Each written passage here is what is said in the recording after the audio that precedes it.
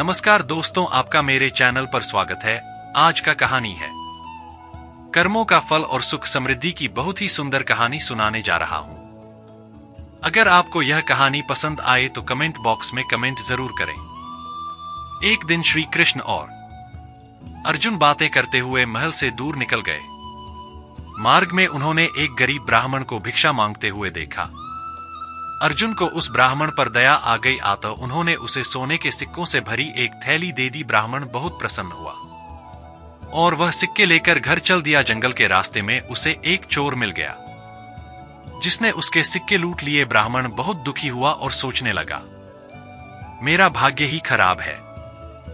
यह कहता हुआ और भाग्य को कोसता हुआ ब्राह्मण पुनः भिक्षा मांगने चला। अगले दिन जब अर्जुन और कृष्ण उधर से गुजर रहे थे तो उन्होंने फिर से उस ब्राह्मण को भिक्षा मांगते हुए देखा। तो अर्जुन और कृष्ण उसके पास पहुंचे तो उन्हें चोरी की बात पता चली। अर्जुन ने फिर से उस पर दया करते हुए उसे एक बड़ा सा हीरा दे दिया। ब्राह्मण घर पहुंचा और उसने ही एक पुराने घड़े में रख दिया जिस घड़े का प्रयोग नहीं होता था, और सोने चला गया। अगले दिन ब्राह्मण के उठने से पहले उसकी पत्नी पानी भरने नदी की ओर गई और पानी भर के लाते समय उसके हाथ से घड़ा फिसल गया और घड़ा नीचे गिरकर टूट गया। ब्राह्मण की पत्नी को याद आया कि घर पर एक पुराना घड़ा है जिसका प्रयोग नहीं होता है। ब्रह्माणी ने सोचा क्यों ना उसी में पानी भर लिया जाए। वो घर आई, घड़ा उठाया और वापस पानी भरने चल दी। नदी में जब उसने घड़ा डुबाया तो हीरा घड़े से निकलकर पानी में बह गया। जब वह घर आई तो उसने देखा ब्राह्मण पूरे घर में कुछ खोजता फिर रहा है। ब्राह्मण ने जब अपनी पत्नी के हाथ में उस घड़े को देखा और घड़े में सिर्फ पानी भरा देखा तो वह समझ गया कि क्या हुआ होगा। हताश निराश होकर ब्राह्मण पुनः अगले दिन भीख मांगने उसी स्थान पर पहुंच गया। संयोग की बात, अर्जुन और कृष्ण कहीं से लौट रहे थे। उनका ध्यान फिर उसी ब्राह्मण की तरफ चला गया और अर्जुन कृष्ण उसके पास पहुंचे। अर्जुन ने पूछा कि अब आपको भीख मांगने की क्या आवश्यकता पड़ गई। ब्राह्मण ने फिर अपनी राम कहानी सुनाई। उसकी दुर्भाग्यपूर्ण कहानी सुनकर अर्जुन श्री कृष्ण से बोले, इस आदमी की किस्मत में सुख समृद्धि लिखी ही नहीं है। मुझे नहीं लगता अब मैं और इसकी मदद कर पाऊंगा। श्री कृष्ण बोले, नहीं बस। फिर उन्होंने उस ब्राह्मण को 2 पैसे दिए। ब्राह्मण वो पैसे लिए और घर चला गया। ब्राह्मण के जाने के बाद अर्जुन बोले, जब मेरे इतना सोना हीरा देने के बाद भी उसका भला नहीं हुआ तो आपके दिए 2 पैसे से उसका क्या भला होगा। श्री कृष्ण मुस्कुराए और बोले, देखते हैं क्या होता है। ब्राह्मण अपने भाग्य को कोसता हुआ घर जा रहा था। रास्ते में उसने एक मछुआरे को देखा जो कि एक ताजी बड़ी मछली पकड़कर ले जा रहा था। मछली उसके जाल में तड़फ रही थी और छूटने के लिए प्रयास कर रही थी। ब्राह्मण को उसकी मछली की स्थिति देखकर दया आ गई। उसने सोचा, इस 2 पैसे से मेरा क्या भला होगा, क्यों ना इस मछली के प्राण ही बचा लिए जाए। ब्राह्मण ने वह मछली खरीद ली और उसे पुनः नदी में डालने चल पड़ा। नदी में फेंकने से पहले उसने देखा कि मछली के मुंह में कोई बड़ी वस्तु अटकी हुई थी जिसकी वजह से वह सांस नहीं ले पा रही थी। जब उसने मछली का मुंह खोलकर वह बाहर निकला तो वह वही बड़ा हीरा निकला।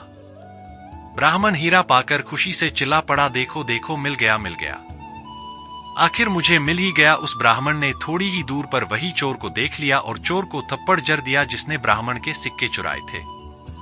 उसने जब यह आवाज सुनी और ब्राह्मण को नदी की तरफ से आते हुए देखा तो चोर डर गया। चोर ने उसे देखकर पहचान लिया कि यह वही व्यक्ति है जिसके सिक्के उसने चुराए थे। ब्राह्मण की चिल्लाने की आवाज सुनकर उसे लगा कि ब्राह्मण उसे पहचान गया है और अब वह पकड़कर उसे सजा दिलवाए। चोर ने ब्राह्मण के पैर पकड़ लिए और बोला, भाई मुझे सजा मत दिलवाना, मुझसे बड़ी गलती हो गई है। ब्राह्मण ने कहा, बोला, वो सारा मांजरा मैं समझ गया हूं। उसने चोर को माफ कर दिया, अपने सिक्के लिए और खुशी से अपने घर चले गए। अगले दिन ब्राह्मण सीधे अर्जुन के पास पहुंचा, उन्हें सारी बात बताई। ब्राह्मण ने अर्जुन को धन्यवाद दिया और चला गया। उसके जाने के बाद अर्जुन श्री कृष्ण से बोले, हे प्रभु, यह क्या चमत्कार है। मेरे सिक्के और हीरे तो उसकी रक्षा नहीं कर पाए, पर आपके दिए 2 पैसे ने कमाल कर दिया। इसका कारण जरा स्पष्ट करें। श्री कृष्ण बोले, हे अर्जुन, यह चमत्कार नहीं, सृष्टि का नियम है जिस पर दुनिया काम करती है। जब उसके पास ढेर सारे सिक्के और हीरे थे तो वह सिर्फ अपने बारे में, अपनी जरूरतों के बारे में ही सोच रहा था। लेकिन जब उसके पास 2 पैसे थे तो भी उसने उस मछली के भले के लिए ही खर्च के लिए दे दिए।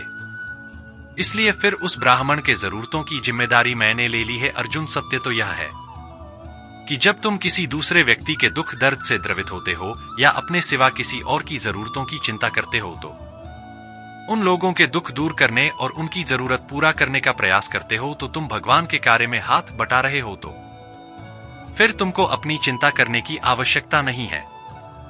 तुम्हारी जरूरत भगवान खुद पूरी करेंगे। ओम नमो भगवते वासुदेवाय नमः। दोस्तों, आपको अगर यह वीडियो पसंद आया हो तो चैनल को लाइक शेयर सब्सक्राइब जरूर करें। जय श्री कृष्णा। धन्यवाद।